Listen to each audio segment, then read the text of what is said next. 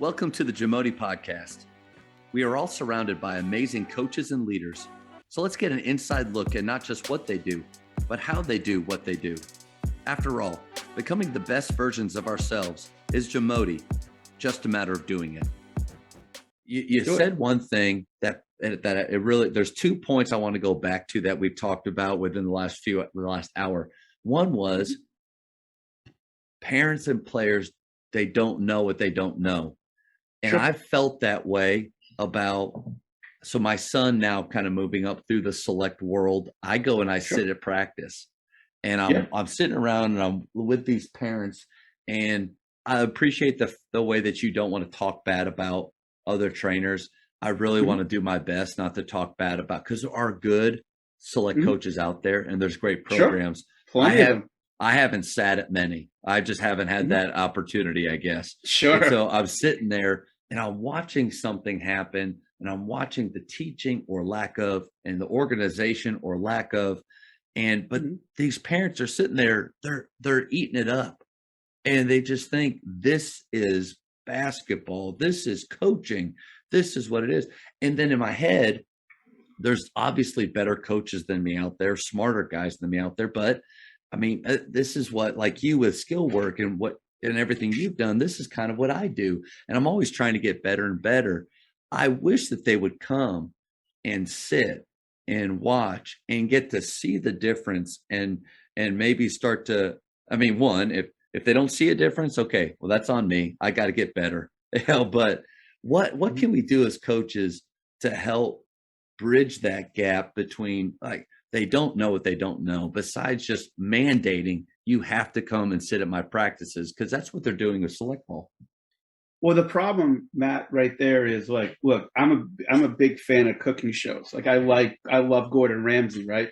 Do you think I know how much paprika that I really need to put in a recipe versus not? None of these parents know. They don't know. Like, they watch practices and they watch all this stuff. All they'll see is, like, all they're seeing at the end of the day is my kid's going to get a scholarship or not. And this program has brought out all these scholarship players for one reason or another. Maybe they have, maybe they haven't. But, like, that's all they're seeing. And they don't understand how it's made. The actual, it's like no one knows how sausages or hot dogs are made, right? No one really wants to see that.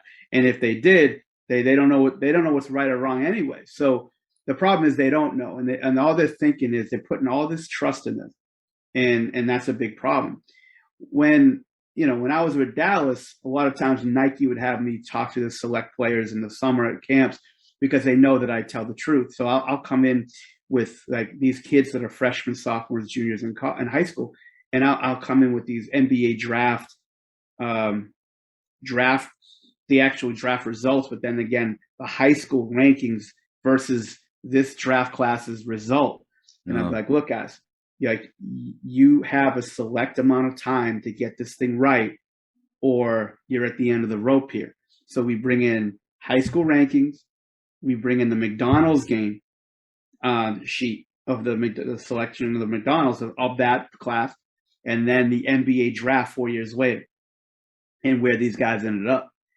And I'm like, look, you've got 4 years where you're relevant, and you got to do the right things, because there have been so many of these McDonald's All-Americans that ended up getting toe tagged in an NBA morgue because of the fact that they didn't do the right things over this 5-6 year period of time, which you can never get back. So when I then would see these players that I would speak to 4 or 5 years later at Dallas, they went from 5th in the country to trying out for a summer league team that they have no chance of making. And I would sit them down and I would be like, John, we talked about this 6 years ago, about the importance of streamlining your development, doing things the right way, finding coaches, trainers, and people around you that are going to tell you the right things to do, not just necessarily what you want to do. And you couldn't waste your time. Now you went from a position of power 6 years ago to now you're fighting for your basketball life in a gym in Las Vegas where no one's really paying attention anyway. Because now now your career has to take a completely different turn as far as what you have to do to get back to this moment, because you're probably not going to make our team. You probably won't be here in 72 hours. So now you're going to have to figure out your career, how you navigate from lower level international ball to get back to the minors, to get back to the NBA. It's probably going to be a 3 or 4 year, sort of process for you. And they don't want to hear it then either. And I'm like, look, I'm just telling you the truth of how this thing's going to work. And I think that's really important. But they don't, unfortunately, Matt, they don't want the help until things are done. There's going to be 5 stages that everybody goes through. And I'll take your name, for example. Who's Matt? Keep an eye on Matt. Get me Matt. Get me a Matt type. Who's Matt? Like, there's 5 stages of everybody that they have to go through in relevancy. Basketball, life, you could put it anywhere. Yeah. You only have a certain amount of time where you're relevant and where you have these times to make mistakes and grow. And then you're going to be relevant for a certain amount of time, and then everyone's going to forget about you. It happens to me. It's going to happen to you. It's going to happen to everybody. So, like, with these parents, the only thing you can do is tell them. The only thing you can do is look them in the eye, tell them the truth, and say, look, I understand where you think this is right, but these are things you got to watch out for, because it's going to end up biting you in the end. And I'm only here to try to help you and try to be honest with you. And this may not be beneficial. This may not be benefiting your child as much as you think it is, because they don't understand that there's so many players out there. There's only a finite amount of spots available for these kids to play college. And they think that, like, just by playing for a team or certain events or certain camp or in front of certain scouts, they're just going to put all their eggs in that basket. And the problem is, by the time it's done and they can't help themselves anymore, that everybody's moved on. Somebody told me something that was really, really good about 3 weeks ago. He goes, Mike, basketball is going to move on with or without you. So you could either do it the right way and stay relevant, or it's going to move on and no one's going to care. And that's the truth. Unfortunately, Matt, you're not going to be able to save these people. You watch that show 1883? 1883? One of my favorite shows on TV. You ever watch Yellowstone? No, but it's on my list because a lot of people told me it's phenomenal. It's off the charts. Okay. So Yellowstone's about present day. This it's about this ranch, and with this family that's owned this ranch for a couple hundred years. It's a great show. 1883 is the prequel to that. Okay. How they got to this ranch and bought the land and all that. So basically, it was the Oregon Trail. What order would you go through if you were me? Would you go 1883? It doesn't first? matter. Okay. It doesn't matter. I would go Yellowstone and then go back to 1883. Okay. Well, anyways, it's about 1883 is really about the Oregon Trail and going and getting. They were trying to go to Oregon from Texas, and these big group of German people came over for freedom and to go from Texas to Oregon, and it's a treacherous trail. So basically, Sam Elliott was trying to tell, it was him and 2 other people trying to get this big group of people over to Oregon. And basically, a lot of them didn't want to listen to how things needed to be done, and they had no survival skills.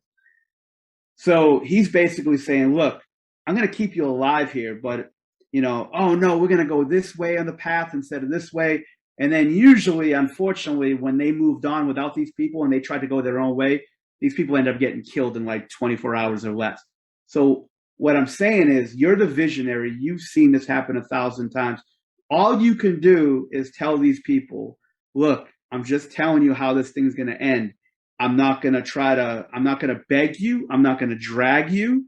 I'm just telling you, I've seen this happen 1,000 times. You got to watch out for it, because right now you're in a position of power. Your kid's a freshman. He's got 3 years to sort of where people are going to be watching and doing things. But the problem is, a year from now, there's going to be another freshman. And then he's going to only have 2 years left. And then there's going to be another sophomore. And there's going to be all these groups of people pushing behind him, where he's going to be done in high school. And you're going to be like, what happened? No school's recruiting my son. He still can't shoot. He doesn't know how to read any defenses. I'm like, look, I tried to tell you to stay on the trail. You got to do this. And you didn't want to do it. And now you got no hope because now there's 1,000 kids trying to get scholarships or college spots. Your son's averaging 4.5 points a game. There's no way they're going to make it. But I tried to tell you 3 years ago, and I stayed away from it. And all you can do, Matt, is you could try to tell them, you could try to keep them on the trail, but it's inevitable where it ain't going to end well. Let me ask you this. When you have those talks with those players 5 or 6 years after the initial talk, and right. what is, obviously there's probably two directions it could go, but what do you see the most from them? How do they react to that? Denial. Most people think that they're still going to hit the lottery. They're going to, I'll make this team and I'll do this, I'll do that. Some say you're right. You were right. Like I did this the wrong way. Some want to blame others, like they did this, they did that, they did this. And it's hard, man. It's hard to face your mortality in a sport or a craft or a career is really tough. And not many people could look themselves in the mirror and say, you know what, at the end of the day, I should have done it this way. And I chose to do it this way. And it was the wrong thing. And it's a tough talk to have, but some people still have time to do it the right way and come back to where they want to come back to. But telling players the truth, to me, it's hurt my business. It's hurt my career. But I think the way that I've learned from a lot of great people in my life is you just got to tell the truth. And you got to, because at the end, you're trying to help people. And I really enjoy that part of it. And again, just because of where we are today in society, most people don't want to go that route. They want to go the fluff route, and they go, oh, everything will just be okay, and trust in it like that. I'm like, how can you put that much trust in something if you don't really know what it's about, and you're just putting all this trust in these things? Because unfortunately, there's a lot of vultures out there with training in select teams and camps and things that just take your money and then they're off to the next person. Yeah. Again, if you watch the movie Outlaw Josie Wales with Clint Eastwood, there's always that snake oil salesman that comes into your town and trying to sell you that elixir. And by the time you figure out it's bogus, he's on to the next town. And that's what a lot of youth basketball is about. And it makes me sick, but what are you going to do? You can only take your convoy, as many people that wants to go with you on the Oregon Trail to Oregon. If they want to go right, they want to go left. I'm going straight. I'm moving on with or without you. And unfortunately, I'm without you a lot of times, and it's just not going to be good for anybody. Yeah, you mentioned that you might have lost a lot of business over the years telling the truth, but the good thing, and I would, not that you need encouragement, but it's kind of encouraging myself and any other coach in here too. The more that you tell the truth in that moment, it may not seem like it's benefiting you or it's not even benefiting them. But I mean, you got to you have to feel good about yourself, right? The fact that you've done it that way. And we're just sowing those seeds that hopefully at some point, whether it's in basketball, great, but more importantly, it's in life and the relationships of these players, that truth that we sowed at that moment helps them when it really matters. It does. It does. You lose sleep at night. Unfortunately, it's just sort of like you're haunted by these ghosts, right? Yeah. Like this player could have done it the right way and done right. And you feel bad because it's not like they're bad people. They just don't understand. Like, I've got this laundry list of stories that I could always go back to and say, look, in this situation, this player did this and this is what happened. I'm like a defense lawyer every day of my life. Like, that's how you gotta be, like trying to keep O.J. Simpson out of jail. That's what you're doing. And because you can't, to me, you can't just say, like, a lot of people just say things with no substance to it. They'll just say it and they'll lie blatantly to somebody. Mm-hmm. To me, everything that I say that is either something that I could explain, a story I could revert back to, or an article or something that says, look, same player, same situation, they did this. Like, I had a situation recently where I have a friend that is involved with a player that's in the SEC, and he's not putting up a lot of numbers in the SEC. Barely plays. He's got some talent, and he's like, well, no, he's going to be a focal point next year. And I say, look, I've had this happen before. There was a player that I coached that went to University of Memphis. He was an African big kid, good kid, had a lot of raw ability, but it's when Cal just went to Memphis. And the person that was handling him didn't think it was a good idea to go to Memphis. He thought it was a good idea to maybe go to a smaller school, put up numbers, and then be a focal point of the team where they can develop, because the only way you're going to get better is to play minutes early on in your career. So he ended up going there. He played 4 years, sparring role, and never really did much with his career. You played in some international leagues and stuff, but because of the fact he never really got a chance to play because he needed that extra development. And I told the story, and I tried to help, but again, nobody really wants to hear it. They want to be like, no, this is going to be the outlier. Outliers very rarely happen. And I think it's always important through experience, look, I can't do the things physically that I could do before when I was 22. No one can at 46. But I think where I bridge the gap, Matt, is experience. Yeah. Not necessarily like, oh, you work with Kobe or the NBA, but being in the business of basketball for 22 plus, 28 years. So I've seen a lot, and I could always revert back to stories that this is what happened in this situation, and air the 4 or 5 out, sort of outcomes, and they're all basically the same. So you got to tell people the truth. You got to try to keep your conscience clean, and you got to help them and encourage them, but not just try to cut their knees out, but encourage them, but say, look, I know where you're trying to go, but this is the best way.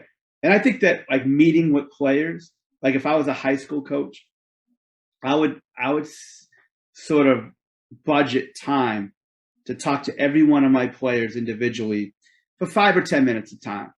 In Dallas, we had this great rule that all our developmental players, our players' first 3 years of their career, when we got into a city, when we were traveling, didn't matter if it's a 1-game trip or a 7-game trip. It only happened on the first night of a road trip. We talked to each individual player in our hotel room, myself and the sports psychologist, and we would chop it up for about 15 minutes, and we'd talk about how they're doing in life, how they're doing in basketball, what we see, and what the coaches are saying, and things that they can do better, or things that we see, but what are the coaches are saying that they need to do to get more time and more opportunity. So we always would just understand where they're coming from. Some players could be homesick. Some players could be dealing with people trying to borrow money from them. They're going through this personal problem, or they just have this problem with the coach or this problem with the coach. So we always try to have this 2-way communication where we don't just not talk to them except the time they're on the floor, and then some personal problems happen or some disciplinary things that happen, and we don't address it and put that fire out quickly.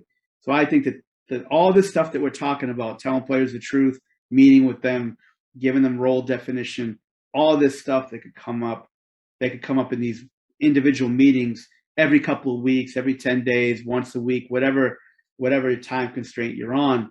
I think that it's a really important part of it. That's what truth in love, that's the part that it's talking about when it says the in love part. Not because truth by itself can be hurtful, the people will naturally block that negative truth that's coming towards them. But if they know that it's from love, or relationship is even a better way to say it in sport. You having those meetings with those players built relationship, which allowed the truth that you were trying to give. They were able to receive it more.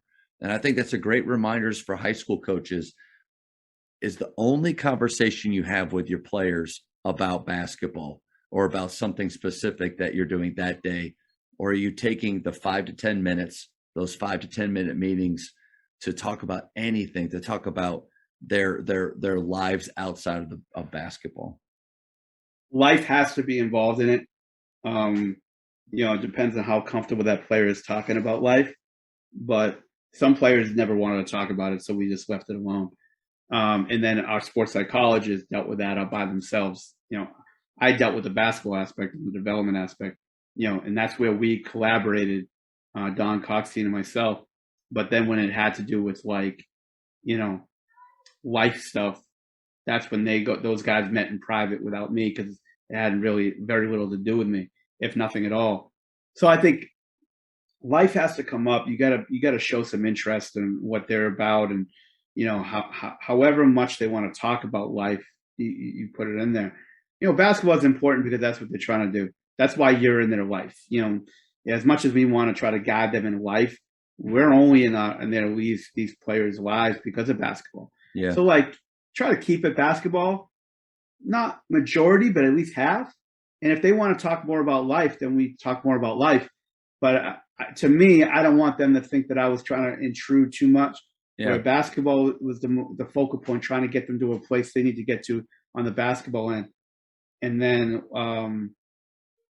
in the life part, however that's going to seep its way in, then we do. And, talk about their family, talking about what they're interested in, all those different things. But yeah, the difference too there between pros and high school or even college players. Sometimes there's a difference there in just the maturity and where they're at in life, and the professionalism that's involved with that. It's funny, the professionalism that you mentioned. That I'm doing a presentation tonight for Phil Beckner, and talking about off-season development and what's important. You listen to all these presentations about player development off season. All of it's like point guard, wing, post, but a lot of it to me is like communicating with the player. So one of the things that I had out of my 10 was teaching the players how to be professional. And I was watching this, shocker, I'm going to give you a movie reference, but I'm loving it though. I'm loving the movie reference. There was this documentary, it's like movie about Mike Tyson. And, when he was a kid, he had this trainer in upstate New York training him. And he asked him, Mike, what's a professional, mean to you? And he goes, well, first off, of course, he wants to mention the money. He goes, it's got nothing to do with money.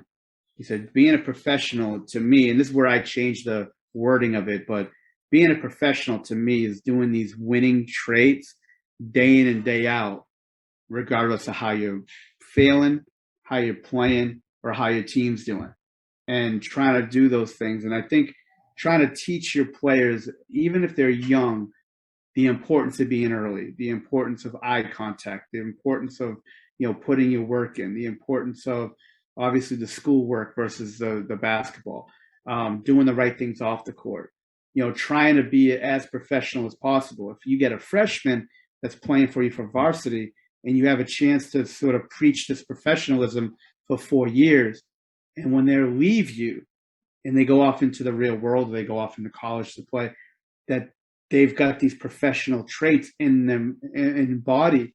And I think that's really important. I think professionalism to develop is way more important than developing a left hand layup or a floater or a 3-point shot, because now you're teaching real life skills. And I think that when I was in Dallas, Don and DK and myself, we really had that approach where we want to teach our players first how to be professional.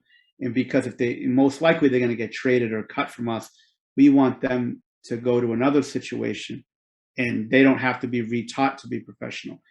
If they're going to get better in basketball with Dallas, they're going to get better in basketball with Dallas, but they're going to be professional, and they're going to have this approach where they're going to get their work in. They're going to be early. They're going to allow themselves to be coached, and we always told them, look, you don't have to see eye to eye with everybody that tries to hold you accountable. You don't, because that's just in life. It's just it's real life. You're not going to approach it that way. But teaching players how to be a professional is a huge part in off-season development and in-season development. But the professionalism is a very important trait to it. Thank you for checking out today's episode.